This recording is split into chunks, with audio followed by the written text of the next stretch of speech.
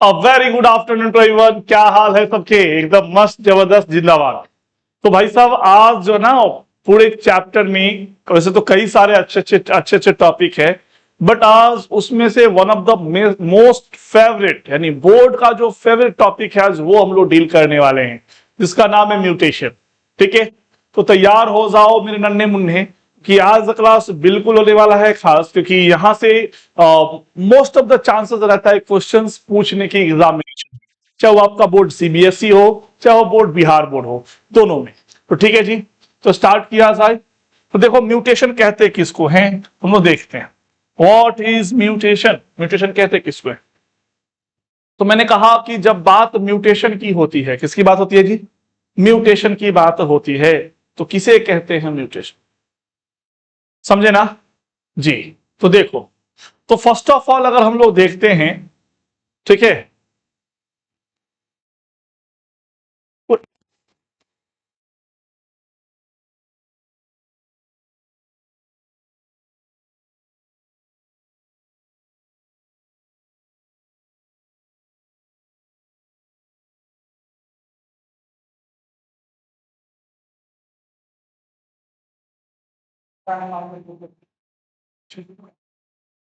अब ध्यान दीजिएगा। तो जैसे मैंने बात करा किसकी, ठीक है, तो मैंने बात किया म्यूटेशन की। म्यूटेशन बेटा एक होता है सडन चेंजेस होता है। म्यूटेशन क्या होता है जी? एक सडन चेंजेस होता है। और ये सडन चेंजेस की जब सडन चेंजेस की जब हम लोग बात करते हैं, कैसा होता है सडन चेंजेस? ओके, अचानक से अगर डीएनए है, क्योंकि आपको पता होगा, ठीक है ना, क्रोमोसोम होता है, ठीक है,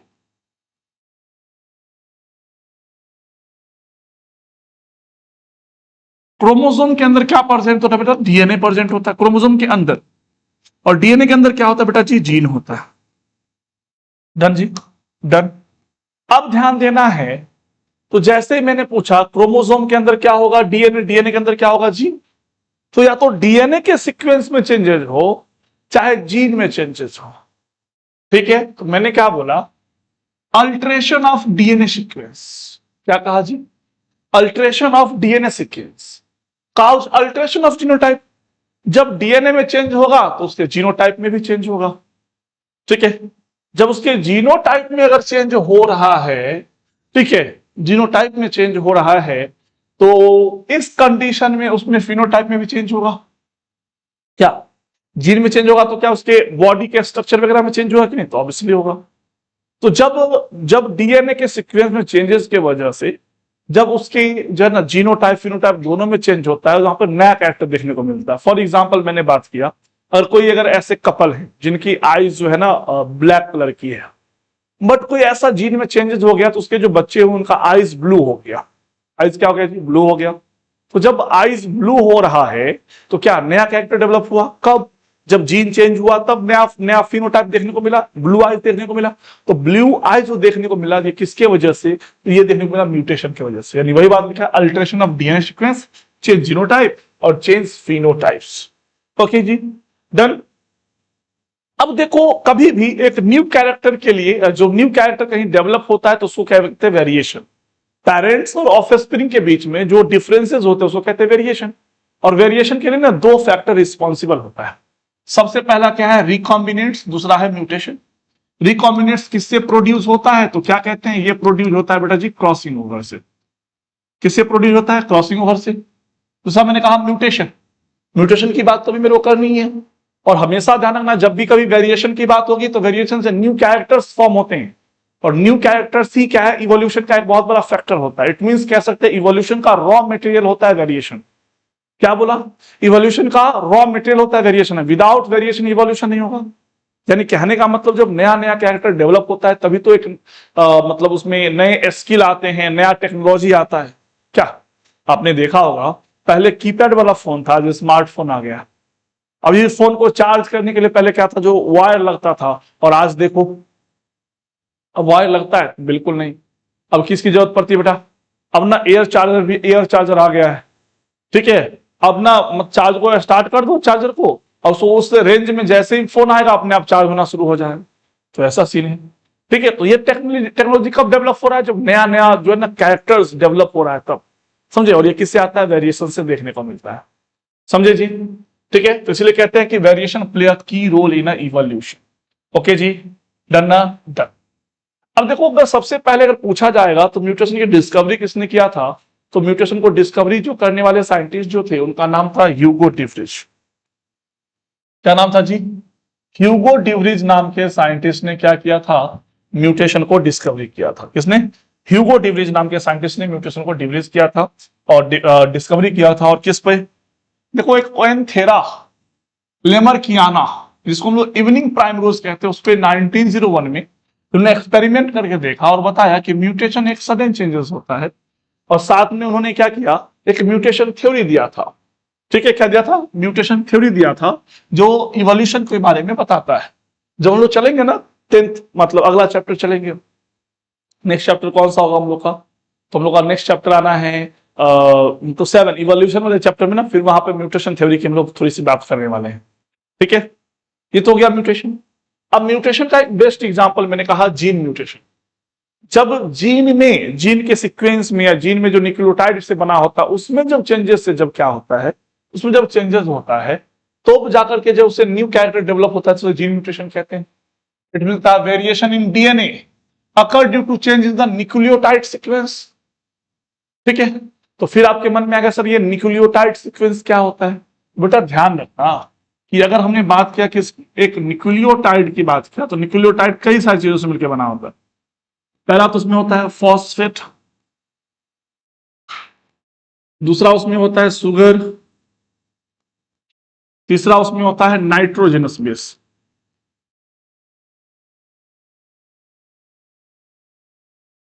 ठीक है जी, और ये नाइट्रोजनस बेस कितने टाइप के होते हैं जी, नाइट्रोजनस बेस 2 टाइप के होते हैं। वो एक होता है उसे कहते हैं प्यूरिन, जो भी थोड़ा आगे चलेंगे तो जरूरत पड़ेगा। दूसरा होता है क्या, पायरीमिडीन। प्यूरिन में क्या आता है, एडेनिन। दूसरा आता है उसे क्या कहते हैं, यहां पर क्या आता है बेटा,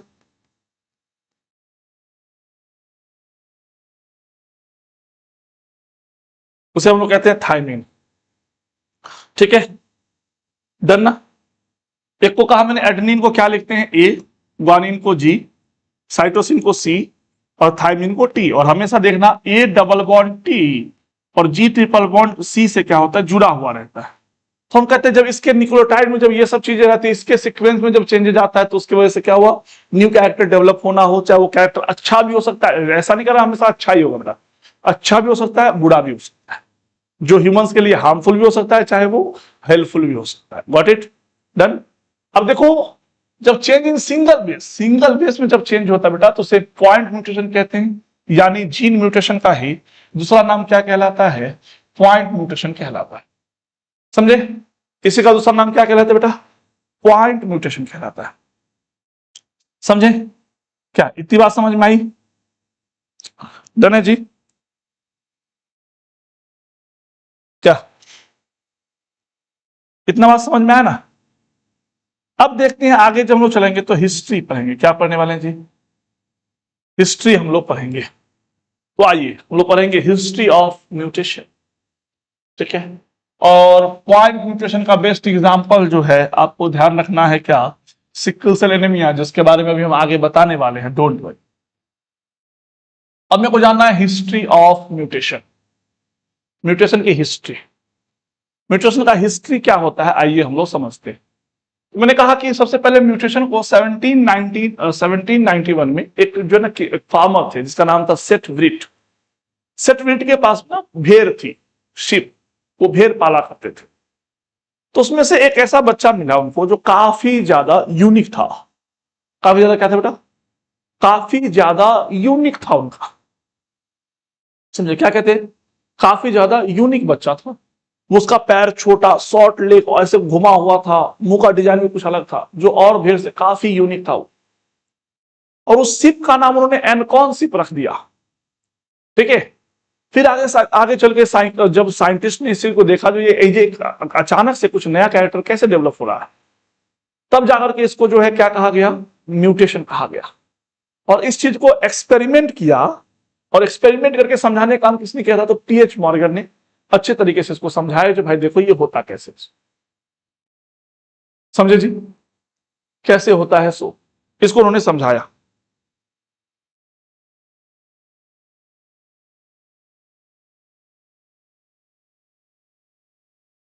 है ना जी, ठीक है। अब देखो तो वही बात कहते हैं कि farmer England in his flock of sheep, flock मतलब क्या? झुंड। He saw short leg lamb in his flock of sheep, the short leg lamb was called ancon sheep, उसे क्या कहते हैं? Ancon sheep. Later it was shown by scientists that this short leg length was generated because of nutrition। आगे बस scientist ने इसको देखा, सीखा, समझा तो बताया कि भैया न्यूट्रिशन की वजह से हुआ है। और इसको अच्छे से समझाने के लिए टीएच मॉर्गन ने ड्रोसोफिला में फिर से अपना जो उनका तो भाई मटेरियल ही था ड्रोसोफिला, तो उन्होंने ड्रोसोफिला पर एक्सपेरिमेंट किया और एक्सपेरिमेंट करने के बाद एक्सप्लेन किया और समझाया कि भाई देखो किस प्रकार से म्यूटेशन जो है वो सडन चेंजेस की वजह से होता है। इन्होंने प्रूव किया, ठीक है। At least 500 mutation are seen in Drosophila, 500 mutation उन्होंने देखा था ड्रोसोफिला में। और ये एक गुड मटेरियल है स्टडी करने के लिए, इसलिए उन्होंने समझा कि अगर आपको म्यूटेशन के बारे में जानना है ड्रोसोफिला पे स्टडी करो, आप अच्छे से समझ जाओगे क्या वेरिएशन होते हैं। समझ आया क्या? ठीक है जी, डन ना? डन।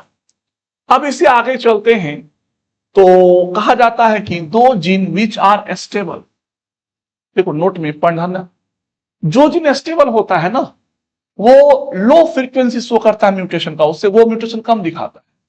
दो जीन्स विच आर अनस्टेबल, जो अनस्टेबल होता है वो high degree of mutation show करता है, वो ज्यादा म्यूटेशन शो करेगा। समझ में आया? ठीक है।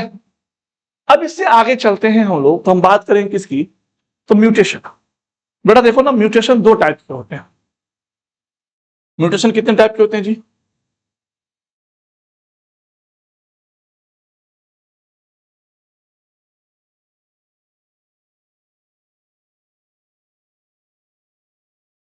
कहीं पर तो लिखा था यार,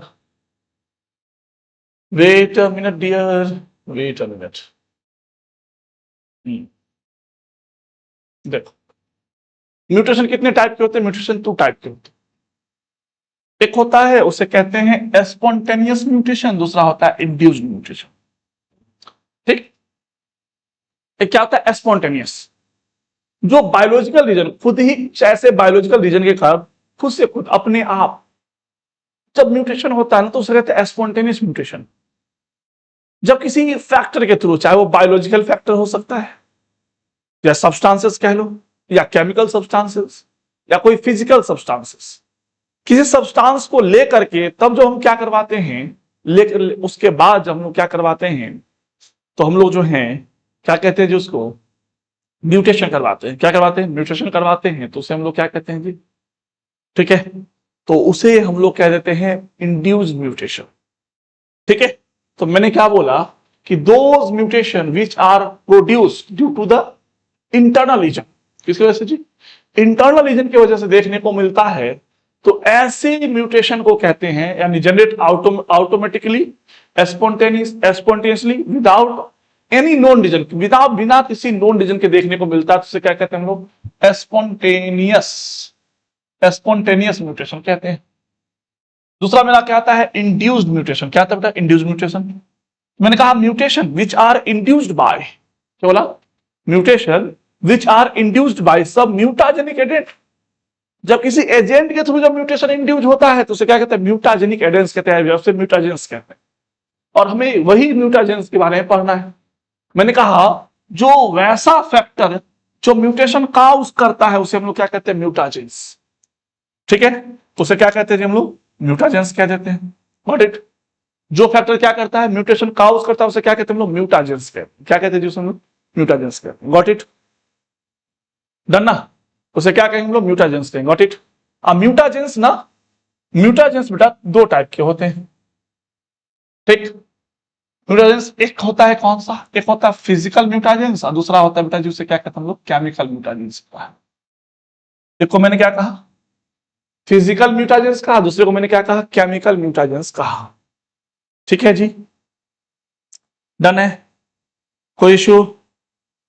जल्दी बता दो। नहीं ना? अब देखो, जैसे ही हम बात करते हैं किसकी, हमने बात किया फिजिकल म्यूटाजेंस की, या अगर हम बात करें केमिकल म्यूटाजेंस, तो चलो पहले बात करते हैं फिजिकल म्यूटाजेंस। फिजिकल म्यूटाजेंस में ना मेनली कौन आता है बेटा, रेडिएशन आता है। मेनली क्या आता है जी, रेडिएशन। और पता है ये रेडिएशन दो टाइप के होते हैं। ये रेडिएशन कितने टाइप के होते हैं जी, रेडिएशन दो टाइप के होते हैं। ठीक है, एक होता है उसे कहते हैं क्या पता है, आयोनाइजिंग।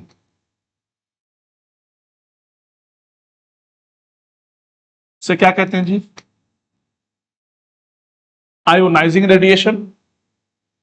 और दूसरा जो होता है उसे हम लोग क्या कहते हैं, नॉन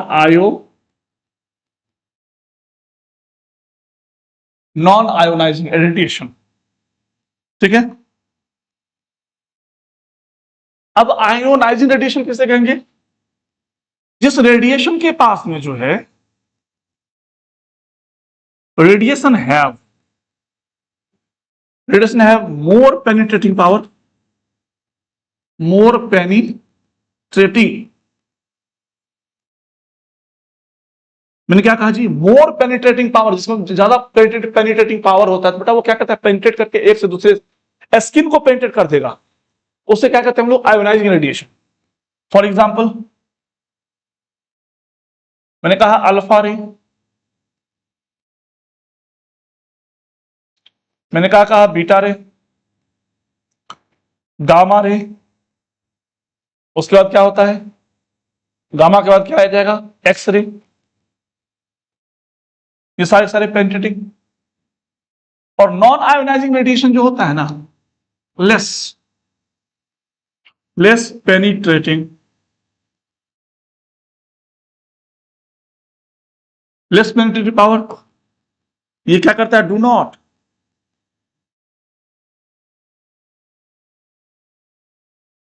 पेनिट्रेट, क्या बोला मैंने जी, डू नॉट पेनिट्रेट स्किन, ये स्किन को भी पेनिट्रेट नहीं कर पाता है। फॉर एग्जांपल मैंने कहा यूवी रेज, इंफ्रारेज, ये सारे ऐसे क्या होते हैं, नॉन आयोनाइजिंग होते हैं। ये क्या होते हैं जी, नॉन आयोनाइजिंग होते हैं। अब देखो यहां पर रेडिएशन को जो है, रेडिएशन आयोनाइजिंग जो था, ठीक है, और इस वहां पर ये गलती लिखा हुआ है,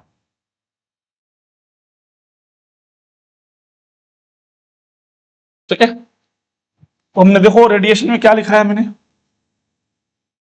मैंने कहा those radiation which have deep penetrating power, X ray, beta रे, अल्फा रेज, ठीक है।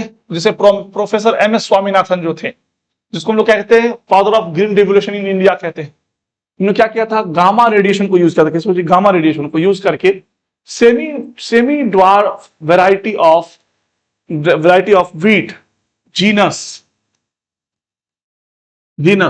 साबरमती सोनारा वैरायटी वीट का जो है ना, साबरमती सोनारा वैरायटी को किससे, तो गामा रेडिएशन से ना म्यूटेशन करके बनाया था। ऐसा ही जो एक्सरे का यूज किया था ड्रोसोफिला पे मूलर ने, ठीक है, समझे। स्टेडलर ने एक्सरे के यूज से मेज और ब्रेली का एक, ब्रेली मतलब क्या होता है, बाजरा, उसका एक नया जो है वैरायटी को डेवलप किया था। तो जी नया वैरायटी को क्या किया था, डेवलप किया था। गॉट इट ना, ठीक है जी, डन जी, डन। अब चलते हैं इससे आगे। अगला आता है नॉन आयोनाइजिंग रेडिएशन, जो रेडिएशन लेस पेनिट्रेटिंग पावर होता है, स्किन को पेनिट्रेट नहीं करता, जैसे यूवी रेज। ये सारे म्यूटेशन का उस करेगा बेटा। अब आप देखो केमिकल म्यूटाजेंस। और केमिकल म्यूटाजेंस जो होते हैं, इसमें केमिकल सब्सटेंस देखो, phenols, nitrous acid, formaldehyde, maleic hydrazide, acrylic dyes, base, analogues, क्या है, ब्रोम्यूरासिल, ठीक है ना, ये सब यहां लिखा हुआ है, ठीक है जी, ठीक। अब अगला टॉपिक पढ़ते हैं बेटा, वो कौन सा है, म्यूटेशन एट मॉलिक्यूलर लेवल। इस लेवल पे, मॉलिक्यूलर लेवल पर क्या पढ़ना है, म्यूटेशन के बारे में पढ़ना है इस लेवल पे जी, मॉलिक्यूलर लेवल पे। Got it. जब मॉलिक्यूलर लेवल पर जब म्यूटेशन को जब हम लोग क्या करते हैं, स्टडी करते हैं, किस लेवल पे जी, मॉलिक्यूलर लेवल पर तो ध्यान रखना है, क्योंकि आपको पता होगा, जस्ट मैंने बताया था प्यूरिन में एडेनिन, ग्वानिन और पैरामिडीन, पैरामिडीन DIN। पैरामिडीन में क्या आता है? साइटोसिन थायमिन आता है, जो डीएनए के अंदर होता है। जब इसमें चेंज होगा, तो जब अगर हम प्यूरिन को रिप्लेस करते हैं प्यूरिन साथ, या पैरामिडीन को रिप्लेस करते हैं पैरामिडीन के साथ, उसे हम कहते हैं ट्रांजिशन। उसे क्या कहते हैं जी हम लोग? ट्रांजिशन कह देते हैं। Got it? उसे क्या कहेंगे? ट्रांजिशन कहेंगे। यानी एडेनिन को ग्वानिन, देखो यहां पर ऐसे है ना जी, adenine A double bond T, G triple bond C। अगर मैंने कहा क्या एडेनिन के जगह पे ग्वानिन या साइटोसिन के जगह पे थायमिन, तो जब प्यूरिन में प्यूरिन या पैरामिडीन जब चेंज होता है तो उसे ट्रांजिशन कहेंगे। ठीक है? जब इसमें चेंज जाता है, प्यूरिन की जगह पे पैरामिडीन आ जाएगा। When purine is replaced by pyrimidine और by pyrimidine is replaced by purine. ठीक है? Pyrimidine is replaced by purine, तो उसे हम लोग क्या कहते हैं?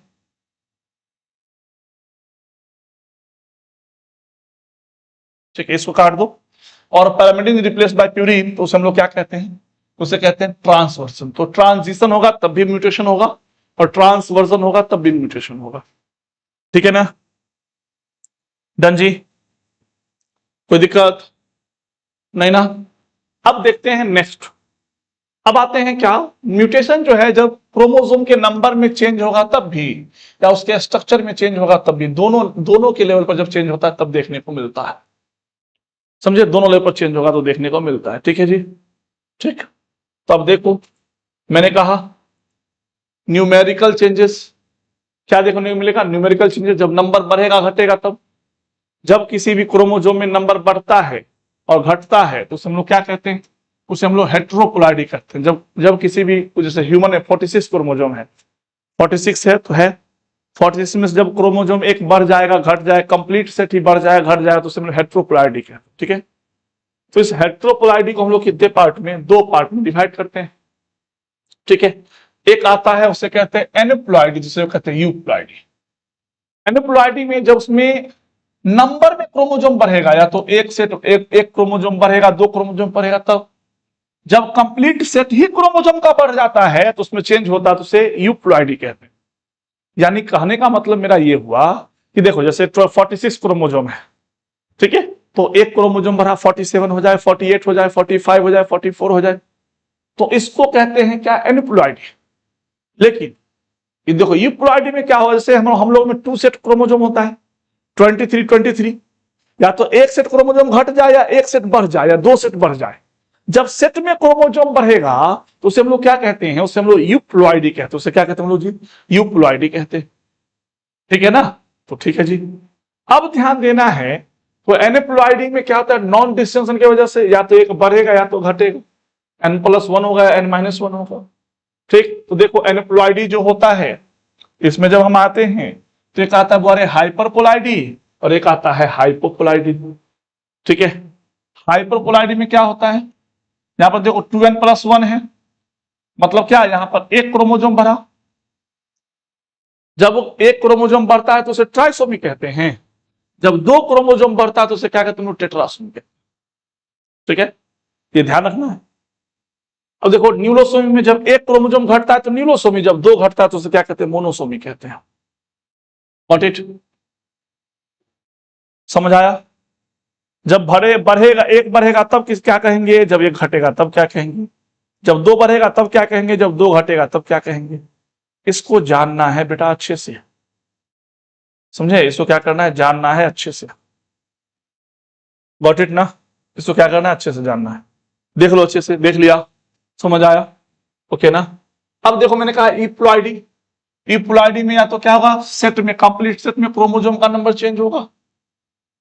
जब कंप्लीट सेट में क्रोमोसोम का नंबर चेंज होगा तो हेप्लॉइडी।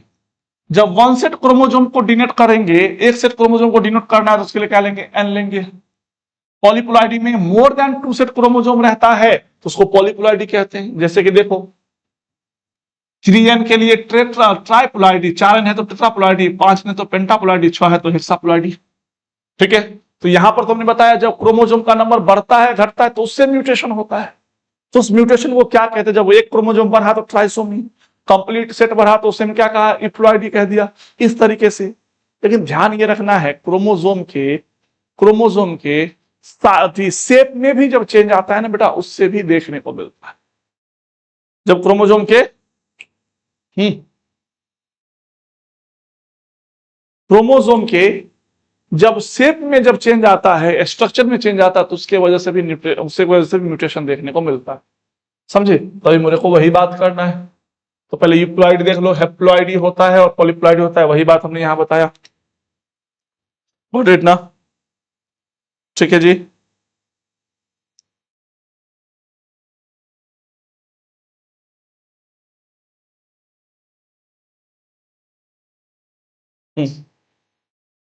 चलिए, तो इतनी बात समझ में आया। जब हम इससे आगे चलेंगे तो अगला टॉपिक आएगा मेरा, वो आता है numerical change in chromosome will generate syndrome. इससे सिंड्रोम जनरेट होता है, जैसे नंबर चेंज होता था, तो डाउन सिंड्रोम बताए थे। एक 21 बढ़ा था, टर्नर में एक घटा था, क्लाइन फिल्टर में क्या था? एक बढ़ा था। ठीक है, याद है क्या? बोलो, समझे जी? हम्म,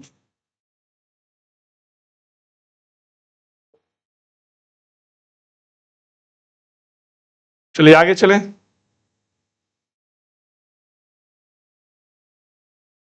हम लोग आगे की ओर चलते हैं, तो अगला हम लोग पढ़ेंगे क्या है? Structural changes. Structural changes in chromosome, जब अगर स्ट्रक्चर में चेंज होता है बेटा, उससे भी क्या होता है? क्रोमोसोम जो है ना, क्रोमोसोम जब लॉस करेगा या बढ़ेगा, तो उससे भी क्या देखने को मिलेगा बेटा जी? तो उससे भी हमें देखने को मिलता है क्या? म्यूटेशन। देखो, पहला हम लोग पढ़ेंगे डिलेशन। और डिलेशन में क्या होता है? क्रोमोसोम डिलेट होगा। डिलेशन में क्या होगा? क्रोमोसोम डिलेट होगा। चलो देखते हैं। जब क्रोमोसोम डिलेट होता है, तो मैंने कहा यहां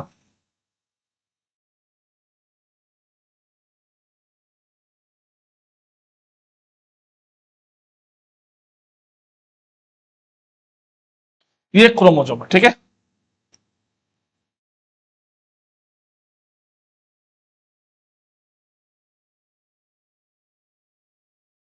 डरना चाहिए, ये क्या है? क्रोमोसोम है। अब इस क्रोमोसोम में यहां पर मैंने कहा A B C D E F G H. ये A B C D E F जो ना, ये क्या है? आपका जीन है। ये क्या बेटा? जी। लेकिन हमने क्या कहा, तो यहां पर अगर एक फैक्टर ऐसे, ये अगर इसको क्या कर दिया मैंने? डिलीट कर दिया। जब इंड से डिलीट होता है तो उसे क्या कहते हैं? टर्मिनल डिलेशन कहते हैं, टर्मिनल डिलेशन कहते हैं। तो यहां पर क्या बच जाएगा जी? हमको सिर्फ और सिर्फ A B C D E F G A बचेगा, एच गायब हो गया। लेकिन जब हम बात करते हैं किसकी, तो हमने बात किया इंटर कैलोरी की। किसकी बात किया जी?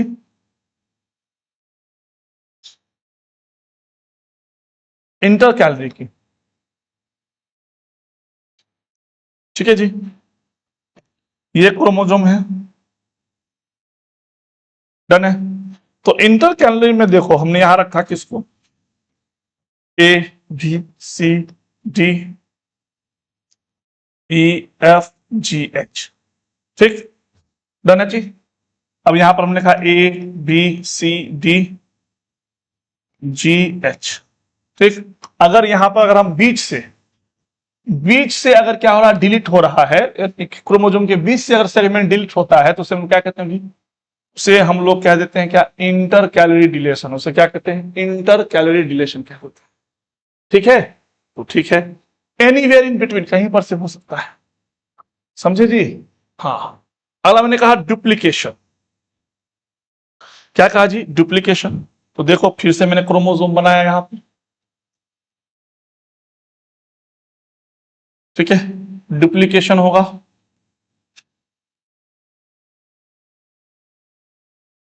मैंने कहा डुप्लीकेशन होगा, तो डुप्लीकेशन में यहां मैंने क्रोमोसोम रखा A B C D E F G H. Okay, done है जी, डन। अब देखो, ये जो सी है और ये डी है, इसका जब हम लोग यहाँ पर डुप्लीकेशन करवाएंगे तो डबल हो जाएगा। यस और नो? तो हमने कहा A B C D E F GH, जब क्रोमोसोम का सेगमेंट जब डबल होता है, doubling of chromosome segment is known as a duplication. Duplication का बेस्ट एग्जांपल हमने बता दिया यहां पर क्या, ड्रोसोफिला में बार आई का बनना। नेक्स्ट चलते हैं ट्रांसलोकेशन। ट्रांसलोकेशन कभी भी होगा तो क्रॉसिंग ओवर के जैसा होता है, बट लेकिन नॉन, क्या बोला मैंने जी, इसको हमने कहा क्या, नॉन होमोलोगस क्रोमोसोम के बीच में। अरे नॉन होमोलोगस क्रोमोसोम के बीच में मैंने कहा, तो देखो बुआ ऐसे हुआ, ठीक है, डन डन, ठीक है जी। अब दूसरा देखो, यहां पर हमने क्रोमोसोम बनाया,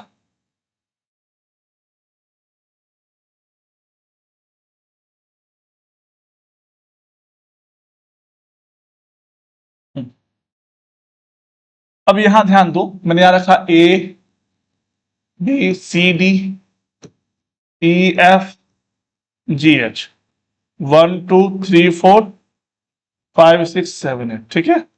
दोनों में नंबर अलग अलग है, मतलब क्या, दोनों अलग अलग है, नॉन होमोलोगस है, ठीक। जब दोनों आपस में बाइंड करेगा ना, तो ध्यान रखना, बाइंड करेगा तो ऊपर तो ABCD सही रहेगा, यहां पर EF तो रहेगा, लेकिन EF के बदला जो है क्या आ जाएगा यहां पता है, EF के बदला जो है, EF के बदला यहां पर आ जाएगा क्या, GH, यहां पर GH के बदला यहां पर क्या आ जाएगा जी,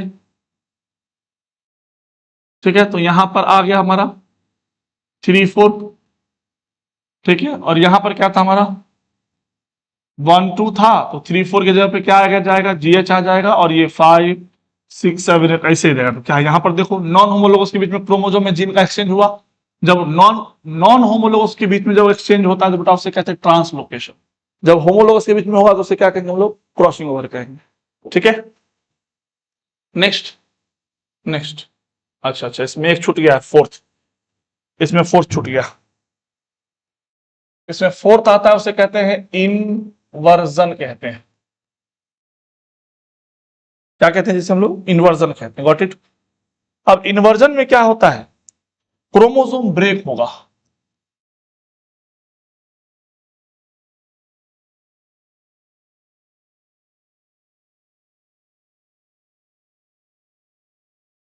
chromosome break at two places,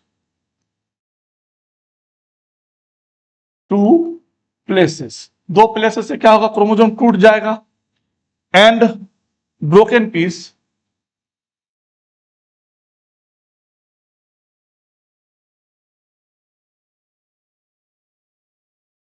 and broken piece get exchange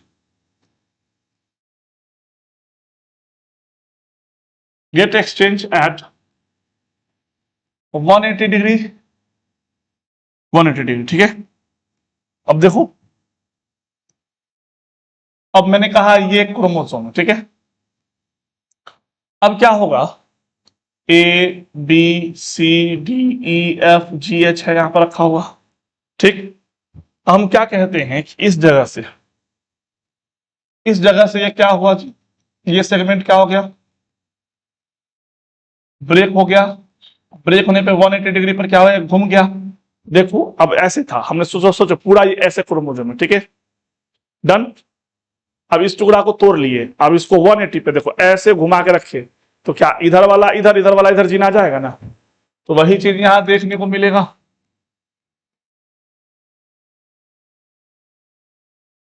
done ना जी। देखो, तो यहां पर तो आपका ABCD है, यहां पर F पहले आ जाएगा, E बाद में आ जाएगा, GH वैसे ही रहेगा, तो इसको हम लोग क्या कहते हैं, इन्वर्जन कहते हैं। इसको क्या कहते हैं जी हम लोग, इन्वर्जन कहते हैं। तो इन्वर्जन में हमेशा 180 डिग्री पर क्या होता है, घूमता है, ठीक है। का, तो देखो एक बहुत ही बड़ा टॉपिक था, वो था हम लोग का क्या, ठीक है, तो उसको हम लोग क्या करते हैं, हम्म, समझे जी।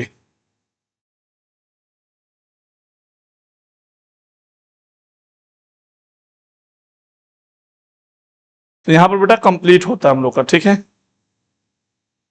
ये टॉपिक हुआ कंप्लीट।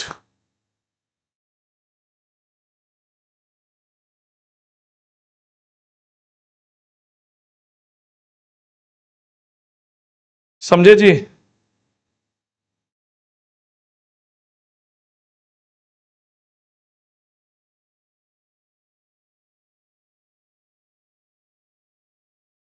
डन है? तो आज के लिए इतना ही। फिर हम लोग एक या दो क्लास और लेगा बेटा, ये चैप्टर में कंप्लीट पूरा पूरा कंप्लीट हो जाएगा। ठीक है, फिर इस चैप्टर पे हम लोग चलेंगे। ओके, बाय एवरीवन, बाय, मिलते हैं नेक्स्ट क्लास में।